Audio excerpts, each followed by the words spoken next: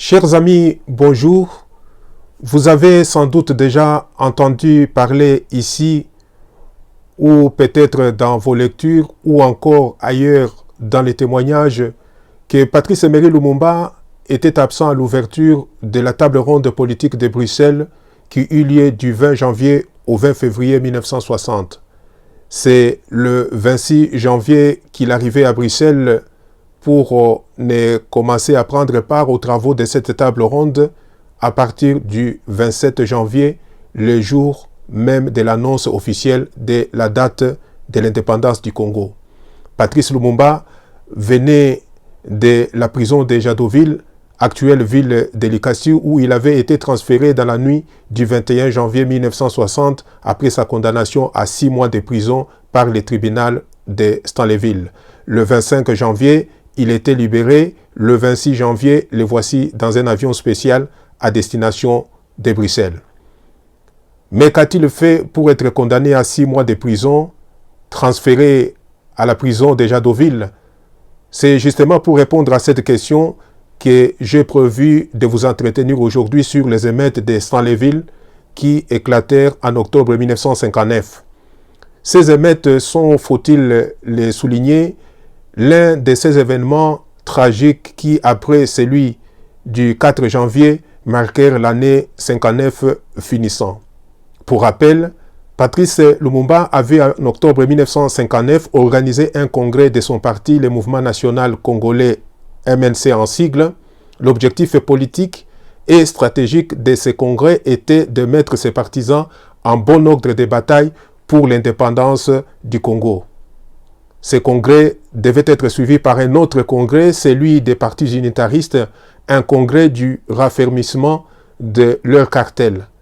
Au cours de ce congrès, Patrice Lumumba prononça des grands discours qui suscitèrent la colère des autorités coloniales, dont voici un extrait de celui adressé aux congressistes en date du 28 octobre 1959, je cite: « La Belgique va nous tuer par balle, ce n'est rien et c'est au nom de la religion et de la civilisation qu'elle nous a apporté qui condamne l'esclavage que la Belgique veut nous tuer demain. Et alors, soyez forts, soyez optimistes, ayez confiance de votre dignité et de la conscience de votre personnalité. Songez à nos parents qui sont morts, songez à nos frères victimes de la colère qui souffrent sous l'oppression colonialiste. Ces pillages coloniaux, la spoliation, les brimades de tous les jours, et vous acceptez ça? Et si vous êtes opprimé, c'est parce que vous le voulez. Si vous voulez que ce soit empêché, demain, vous me suivez demain. Et nous sommes certains que nous mettrons fin à ce régime demain. Et nous sommes convaincus, nous le disons publiquement, que la Belgique a complètement perdu aujourd'hui. Fin de citation. Ces discours du 28 octobre et celui du 29, élaborés et prononcés dans les mêmes tonalités et styles, seront retenus comme des pièces à conviction par le tribunal de Stanleyville pour les condamner sous les chefs d'accusation d'avoir provoqué les troubles à l'ordre public et porté atteinte à la sûreté de l'État. Les soldats de la force publique commandés par leur chef avec l'intention de l'arrêter sous prétexte qu'il agitait les esprits se mirent à les rechercher. Or, c'est cette présence des soldats qui donna lieu à ce résultat.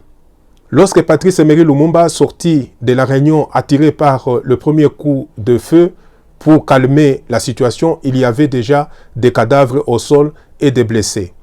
Le 29 octobre, début des travaux du congrès extraordinaire des partis unitaristes, les autorités coloniales ordonnaient son arrestation afin de l'empêcher de poursuivre les travaux et donnait ainsi mission à la force publique de quadriller la ville de Stanleyville, d'entourer et d'occuper la salle où se tenaient les assises à Mangobo.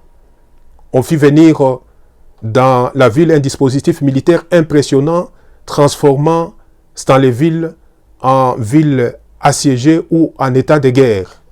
Il y avait dans ces dispositifs le 3e groupement de Stanleyville, un appui d'une compagnie de fusiliers de Luluabourg, un escadron blindé de Gombari et 2 compagnies de fusiliers du 6e bataillon de Ouassa.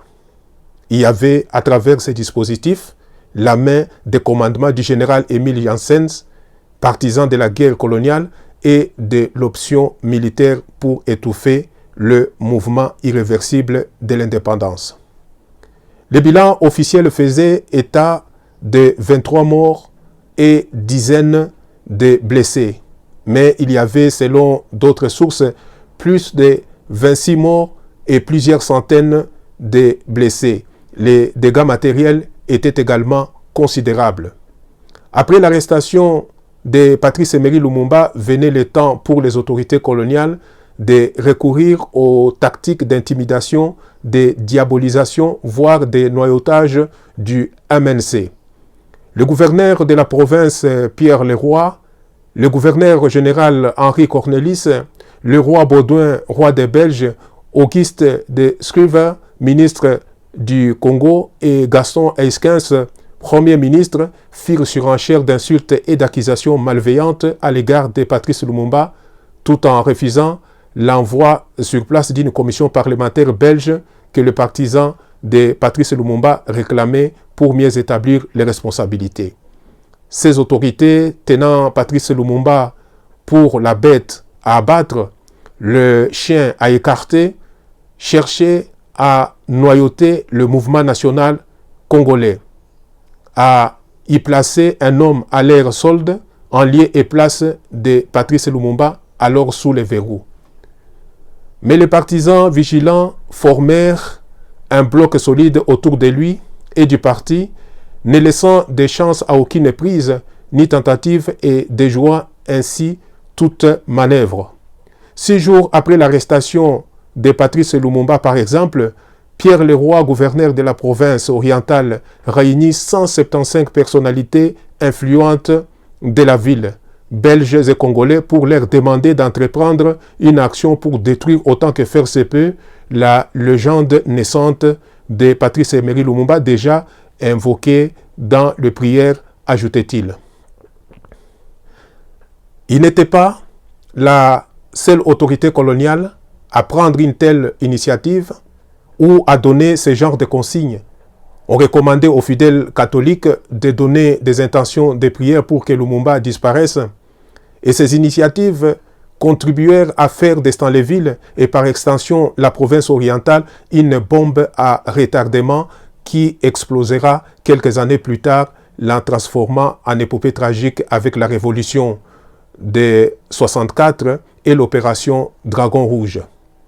L'implication des personnalités à détruire Lumumba à l'appel des autorités coloniales créa un climat malsain de méfiance et d'hostilité entre ces personnalités et les populations en majorité acquises à l'idée de l'indépendance que prônait Patrice Lumumba. Ces personnalités passèrent dans les yeux de ces populations pour des ennemis, des traîtres et des complices.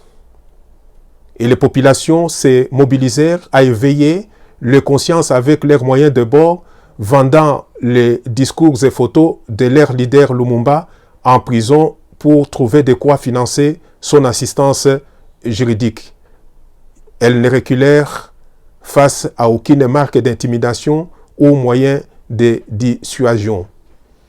Victor Nendaka, alors cadre du MNC Lumumba, indiquait dans son rapport qu'il y avait dans ces populations des ouvriers renvoyés par leurs employeurs belges à cause de leur appartenance politique au MNC ou pour avoir été dénoncés par un collègue malveillant ou pour avoir été surpris en train de parler de l'indépendance, le mot tabou. L'autorité coloniale, l'Église catholique et le patronat continuèrent à s'attaquer à Patrice Lumumba, l'accusant d'escroc, de démagogues ou de marxistes usant des méthodes révolutionnaires, ce qu'il n'était pas. Dans la propagande, on le tenait en outre pour quelqu'un voulant passer par la prison pour accéder au statut de martyr et construire sa légende et sa notoriété. En vérité, Patrice Emery Lumumba avait-il vraiment besoin de cela pour se faire connaître?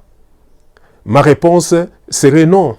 Il était connu à Léopoldville pour avoir occupé un poste en vue dans une grande société de la place, créé un parti politique supra-ethnique, tenu un grand meeting public historique le 28 décembre 1958 à son retour d'Accra, où il s'est fait connaître et apprécié par les leaders de partout, devenant ainsi pour finir une révélation politique africaine. Il était connu à Bruxelles, centre du pouvoir colonial, pour avoir séjourné et tenu des conférences dans les 4 universités, les grandes villes, partis politiques, cercles, associations, répondant ainsi à des questions préoccupantes de l'assistance.